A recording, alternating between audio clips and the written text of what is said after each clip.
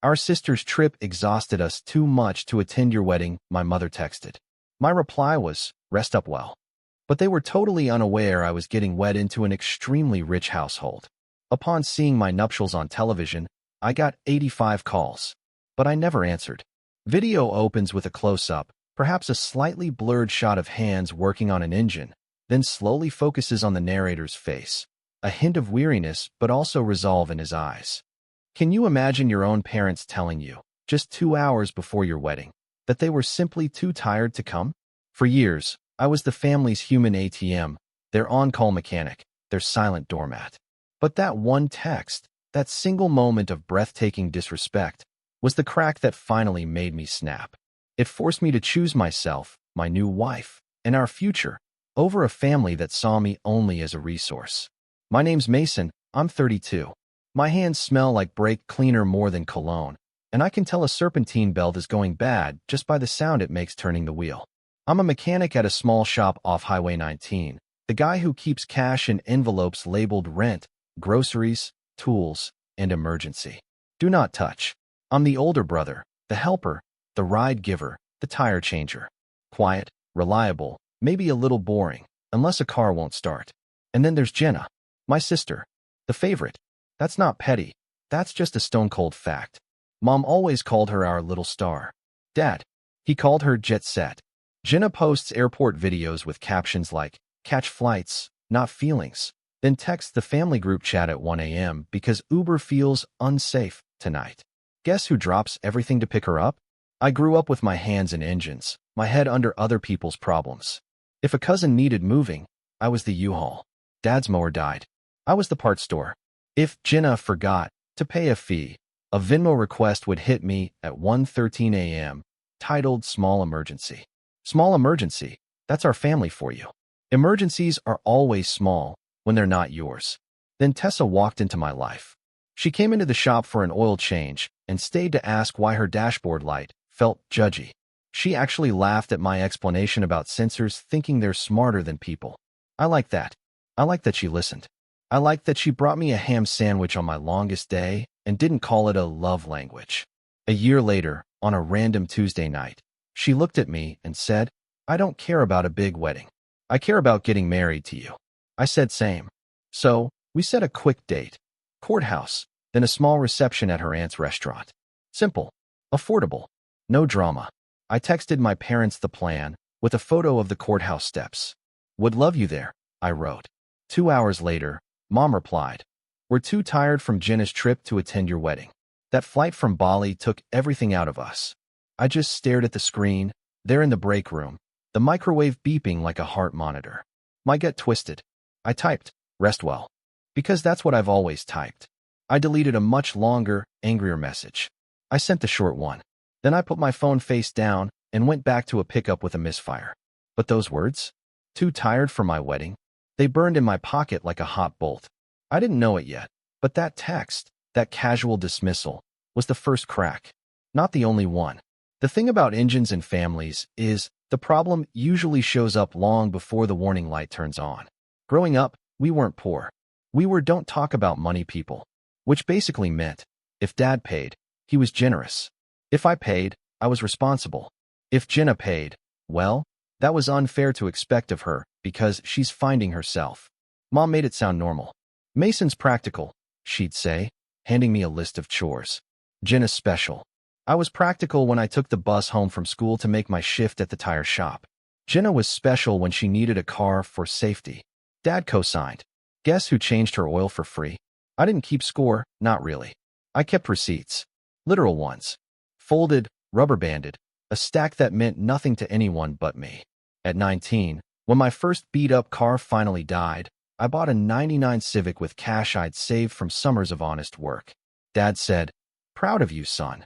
3 months later, Jenna called, crying, because her cute little Mini needed brakes and the dealership is robbing me. I drove over, fixed them right there in her apartment parking lot. She posted a selfie with me blurred in the background and wrote, family is everything. She didn't tag me. Of course not. When I turned 25, I asked Dad for a small loan to buy a better toolbox at auction. He said, bootstraps. I pulled them. The same month, Mom called. Jenna's dream trip is Paris. We want to help her go. I chipped in $300 because we're a team. She brought me a keychain shaped like the Eiffel Tower. It broke in a week. That pattern stretched and strained like a worn-out serpentine belt. You keep pretending it'll make one more run. Dad had rules for me. Call ahead. Be grateful. Don't burden. For Jenna? Text whenever. We'll figure it out. She's delicate. The first time I really pushed back, I was 28. Jenna had temporarily moved home and used my old room as a closet. She took my drill, lost the charger. I said, "Please, just put my stuff back where you found it." Mom called me controlling. Jenna cried and posted a quote about toxic energy.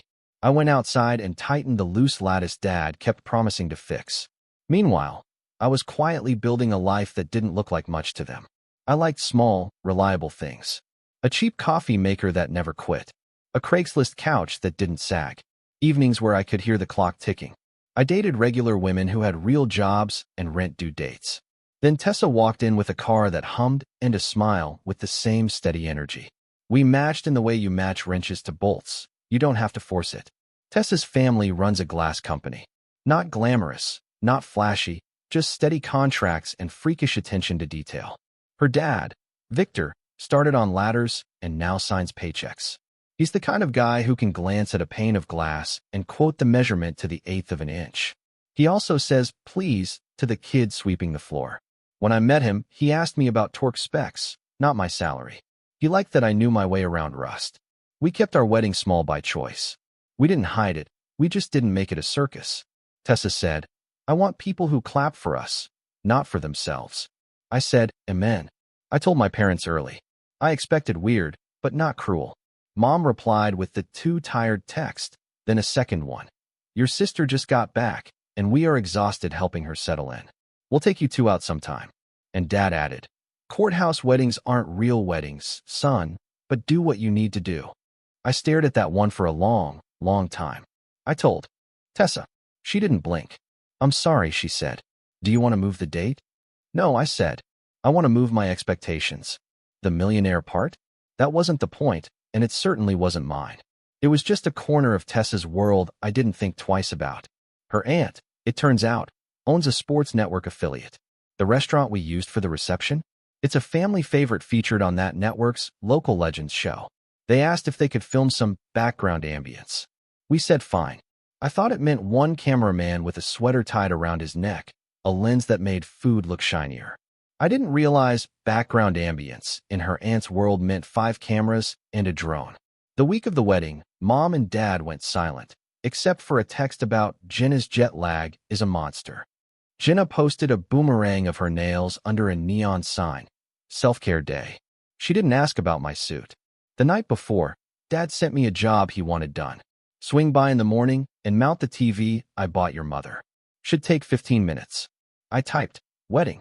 He wrote back, TV is for your mother. I didn't answer. I put my phone on airplane mode and folded my shirt with careful hands. My life felt like a car I'd tuned forever, perfectly, that someone else kept grabbing the wheel of. I put both hands back on it. At 10:03 p.m., a new message slipped through. "Jenna, proud of you, big bro. Can't make it. I'm wiped. But send pics." Smiley face. 0 effort. 0 thought. I didn't sleep much, not from nerves. From the hum of old patterns, trying to turn back on, trying to pull me back into that orbit. We got married on a clear Friday at 11 a.m. The judge was quick, funny, and looked like a grandma who could out-argue a senator. Tessa cried. I didn't, but my throat felt tight, like a lug nut you don't want to strip. We walked out holding hands, and it felt like a car clearing a misfire. You know that sound, when everything evens out, smooth and clean?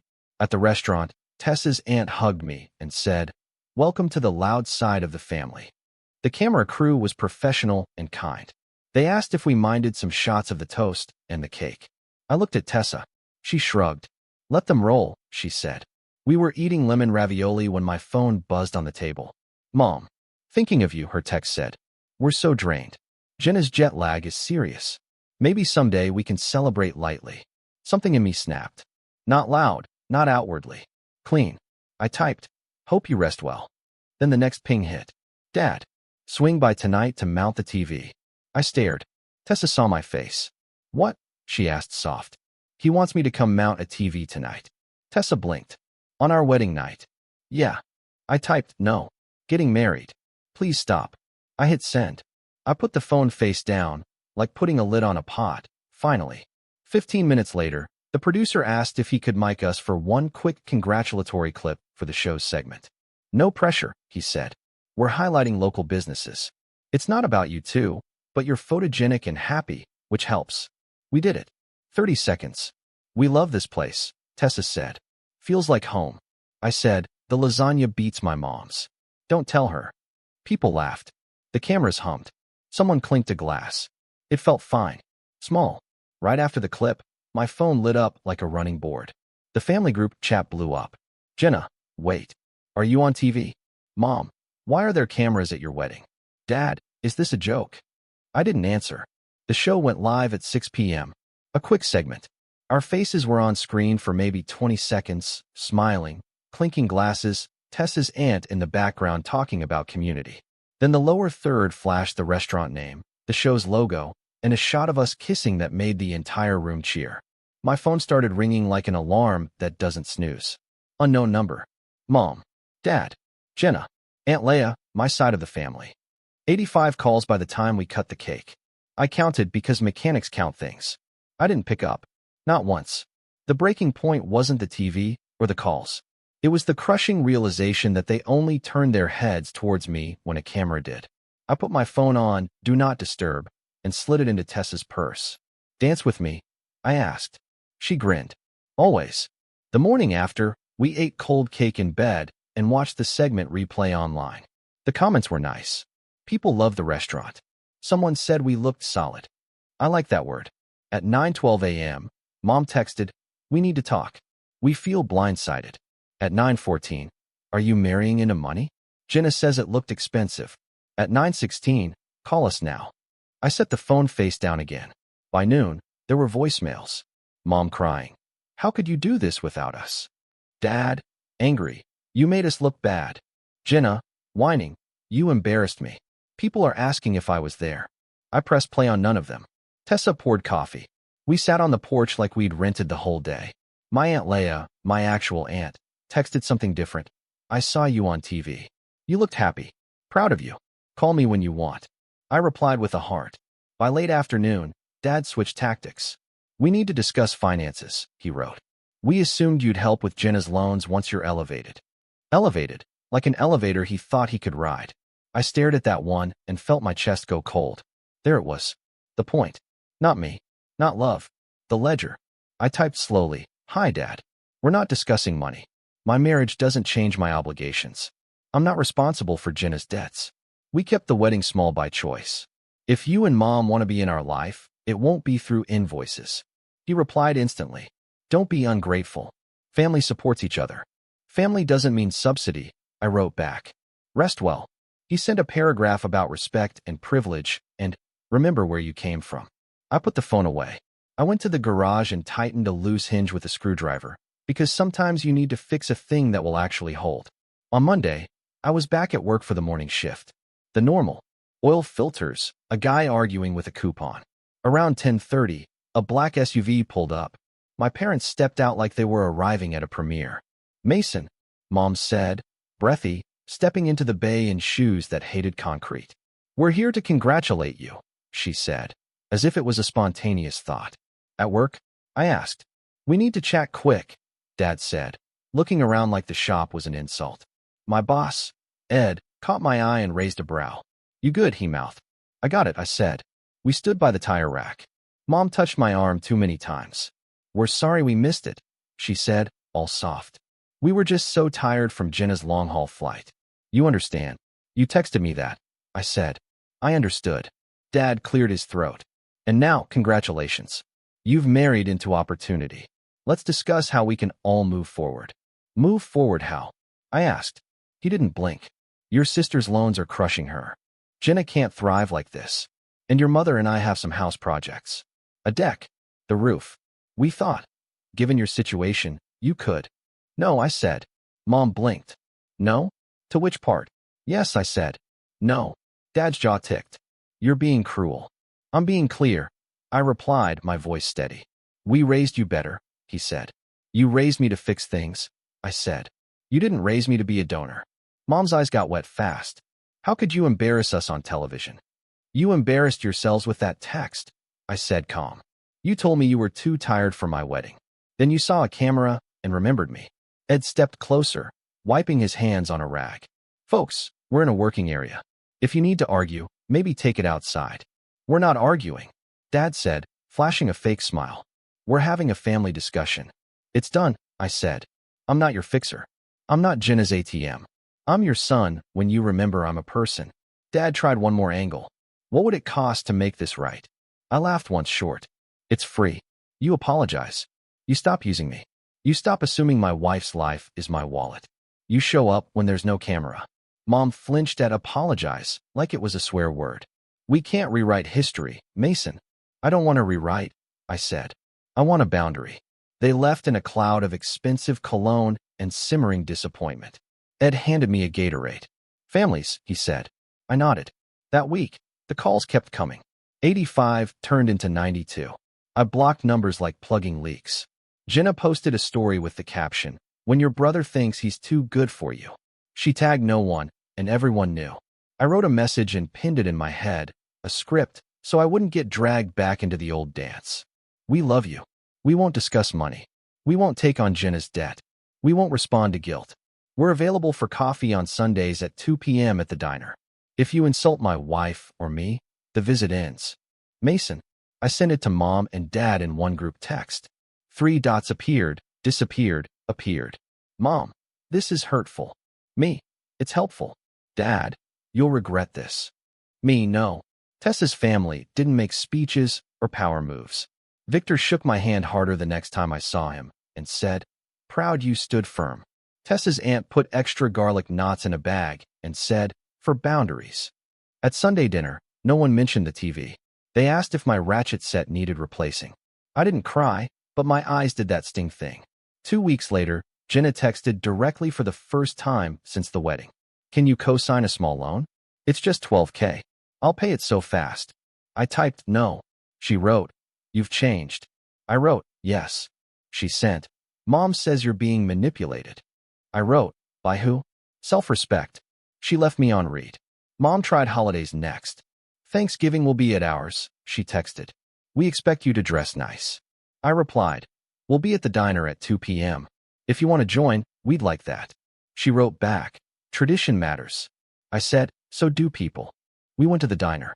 We ordered the special turkey, watery gravy, cranberries from a can, and it tasted like relief. At 2:30, Aunt Leia slid into the booth, wind in her hair. "I chose people," she said, and stole one of my fries. I wanted to hug the whole cheap vinyl seat. In December, a letter came, addressed to Mr. and Mrs. Mason. Inside, an invoice printed like a wedding invitation. Family obligations, December.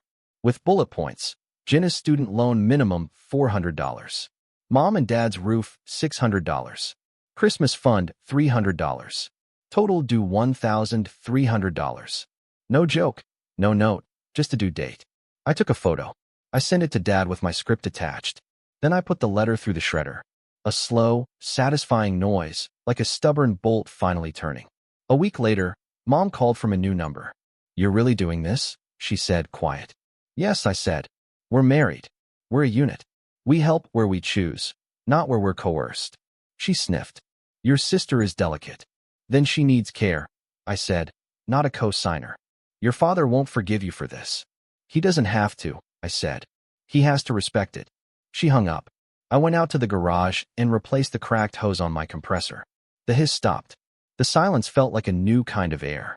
Spring came, like a slow-start engine that finally catches. The calls thinned. The guilt text shrank from paragraphs to dots to nothing. Jenna posted less about trips and more about hustle, which I decided not to decode. My parents tried one more stunt. A group message titled, "Family Meeting." Location set to their house. Time mandatory. I replied with the script, "We do coffee at 2 p.m. diner." They didn't show. On a Tuesday, Mom asked to meet alone. We sat at the diner, because I'm consistent if nothing else. She looked tired. Not from jet lag, just from the weight of pushing something that wouldn't move. I miss you, she said. I'm here, I replied. We were wrong not to come to your wedding, she said, eyes on the table. I thought you'd forgive, like you always do. I nodded. I forgive, I said. I also changed the rules.